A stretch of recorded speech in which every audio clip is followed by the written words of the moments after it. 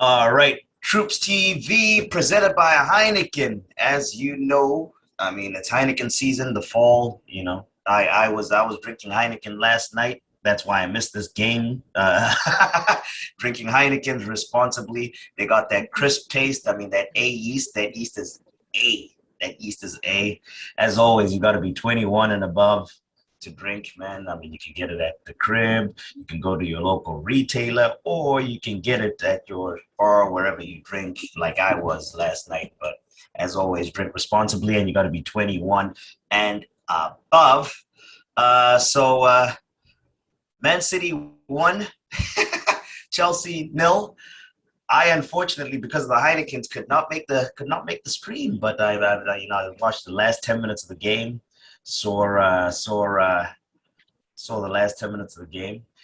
Anyone that did not see the podcast, if you could pause right here and go back to the Chelsea segment of the podcast and watch that before you watch this, it would make for greater viewing because Guni was fucking running around all with his chest, all with his chest, champions of Europe, I'm not even worried, and all that. Thiago Silva saved the day. It could have even been 2-0, that goal line save, but, absolute madness, just like I was putting a spliff by Heineken's, you were putting a spliff today by Man City. Guni, talk to me about the game, bro.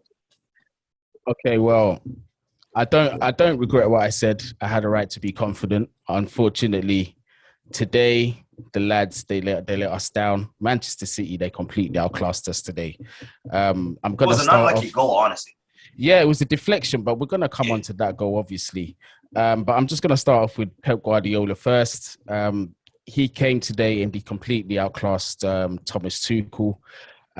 But that's the risk that you run when you start off games slow, which is what I've been saying a lot. That's the one thing about Chelsea I'm worried about. I just want to see them start a little bit quicker because when you risk sitting back and absorbing pressure from teams of that quality, because we've seen it happen over the season, first 10, 15 minutes, we let Arsenal play against us. We let Aston Villa to an extent play against us. And then we get into the game, we start to get comfortable. First half against Tottenham, we let them play against us.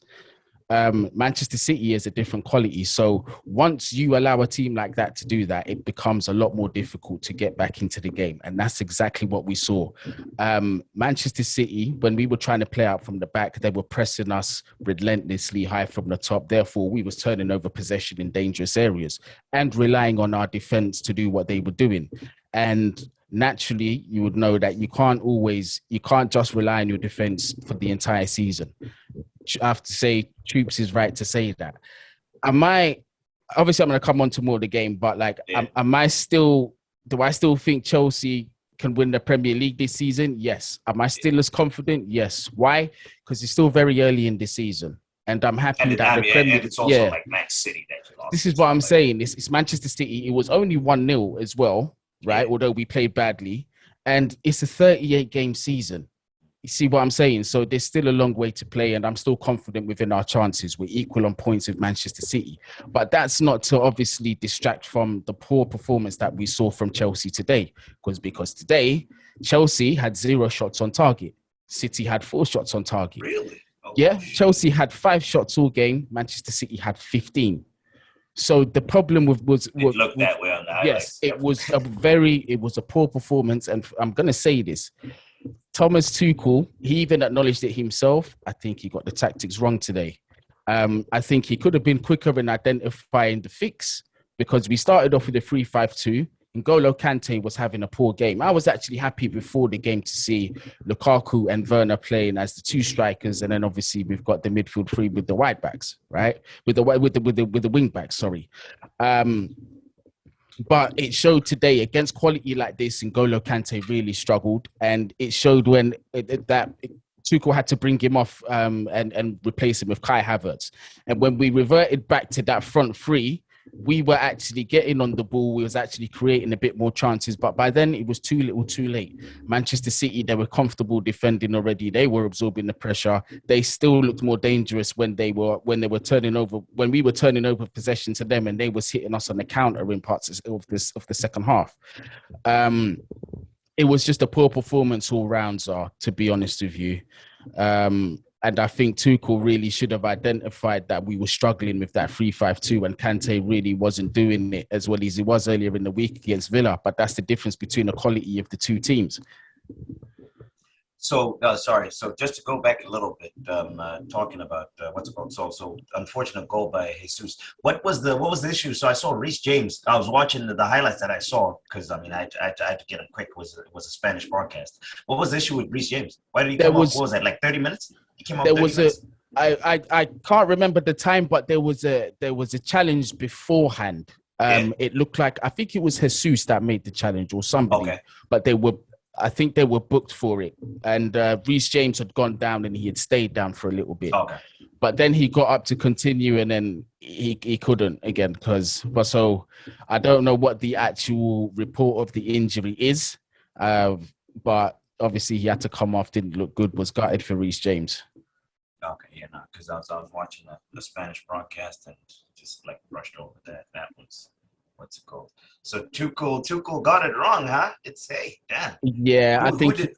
Go on. No, go ahead. You were saying? No, I just think in terms of I think he got the reaction slow. The changes were a bit slow from him, and I was a bit surprised and a little disappointed by it. But you know what it is, yeah? Managers make mistakes, defeats happen, and there's no point in pointing fingers. You know what I'm saying right now? Because it's done. What we have to do is we've got to learn from this game and we've got to move forward.